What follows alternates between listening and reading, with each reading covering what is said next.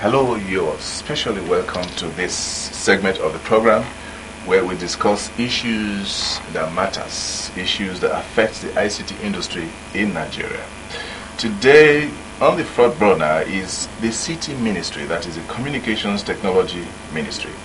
The question we are asking here today is, what has changed since the City Ministry was created? To deal justice on this, two great minds from the media. One of them is the former president of the Joint Action Committee for ICT Awareness and Development, and that is the person of Prince Oswuagu. You're welcome. You're welcome. He's also a frontline journalist, an ICT journalist. I also have in the studio the one we call one who set the pace for people like us to follow. Is Shina Badaru, the publisher of Technology Times, and again, the current president of the Joint Action Committee for ICT Awareness and Development. Jeremy, you're welcome to the show. Thank you very much. It's all right. I think we kick off this way. The City Ministry was created over a year ago. Prince, let me start with you. Okay. There were reasons for stakeholders and even the media clamoring for a central coordinating point for ICT activities in this country. We saw that gave rise to the birth of the City Ministry. Today, what would you say has changed? Well, I think it's a big irony. I don't know how to say. I think if you look at it, what has changed is the clamor. There is no more clamor. I think that is what has changed. But everything is still the way it used to be.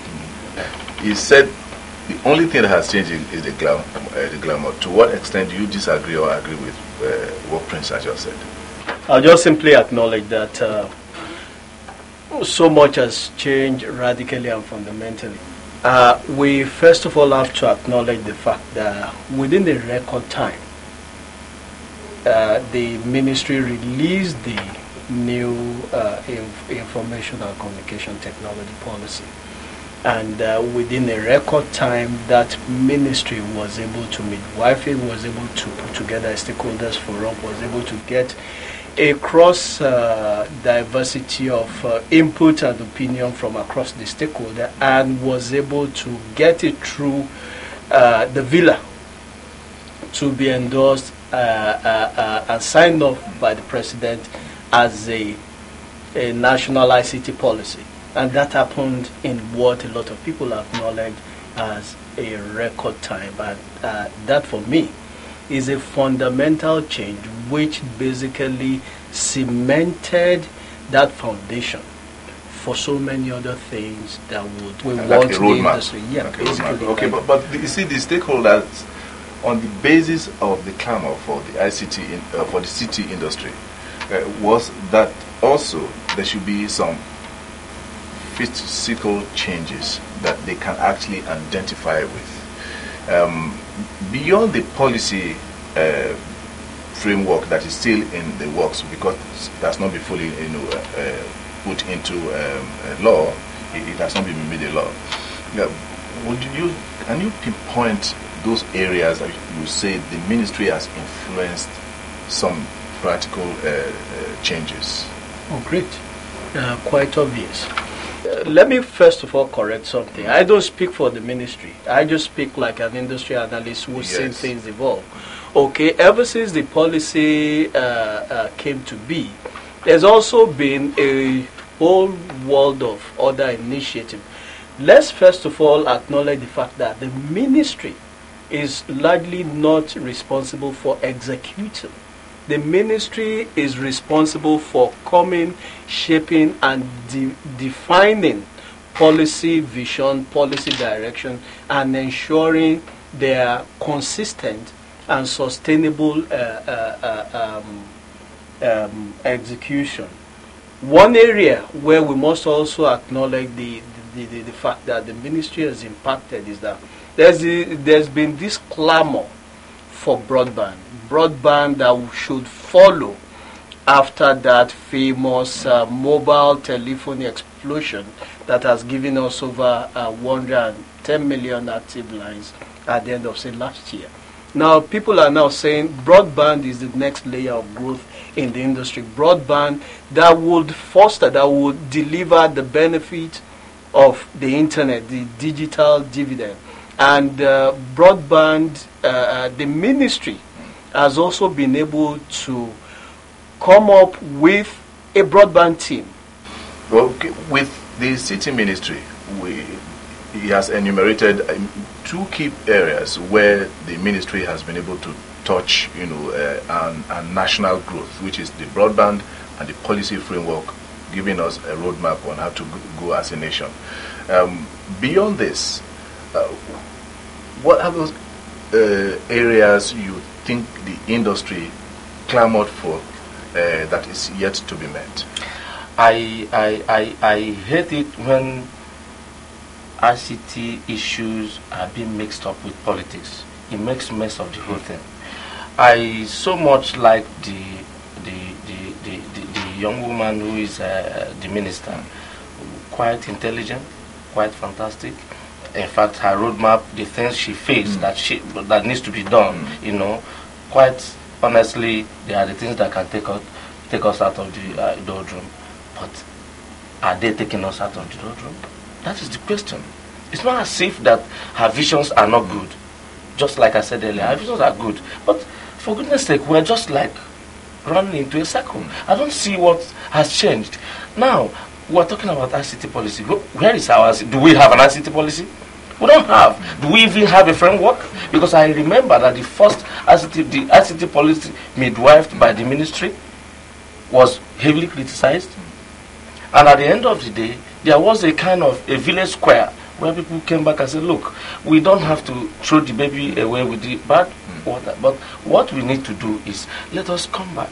Let us get some stakeholders. Let us expand the membership, of the committee that drafted it. Have we come about that? I don't know. But I'm a journalist. I think I should know. Yeah. But if we have come to that point, I don't know yet. We have not done it. So if you tell me that the president endorsed an ICT policy, which ICT, I can't even blame the president because he doesn't know ICT. I can say it clearly. He doesn't know. It depends on those who are well versed in ICT to tell him the direction. And if you send him a dummy and he signs a dummy, sorry, it's not his fault. So have we ICT people who don't have? The last time we were in Dubai for the ITU summit in Dubai, I think the Emirates were told that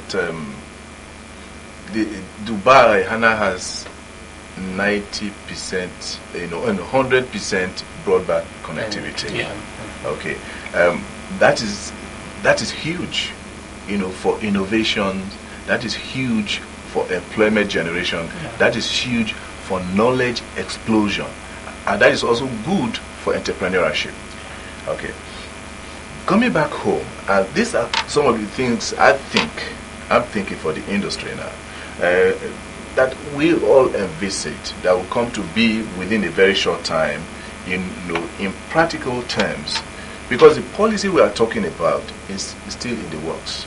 It has not been passed. Yeah. It's still being worked on. Take the budget for the year. If we say that we have a broadband policy, how much has been budgeted for it from the Executive Council? Do we have that? If you have to take a look at what the ministry has done and the impact of the ministry in terms of innovators, entrepreneurs, the young men and women in Otigba, the co-creation hub of this world and all that, how would you score that? First of all, Omobola Johnson is the first minister living dead or alive to have visited Computer Village. Computer Village today is acknowledged as the African hub for technology, retail, and wholesale product sales and all of these things. Now, that woman took herself out of her cozy office on a hot business day and went there, took a street tour engaged with players in that market, was able to get the first-hand information, was able to get the first-hand view of innovation underway in that key strategic market in Africa. And the impact of those changes may not be overnight, but they'll begin to basically unfold. And what else are we talking about? That ministry today has taken the level of, has taken government's policy of Buy Nigeria one step further. That ministry has adopted 5 Nigerian original equipment makers in computer assembly. Okay, Zynox, Omatech, Vida, Beta Computers, was the 5th one, if I can, Brand System.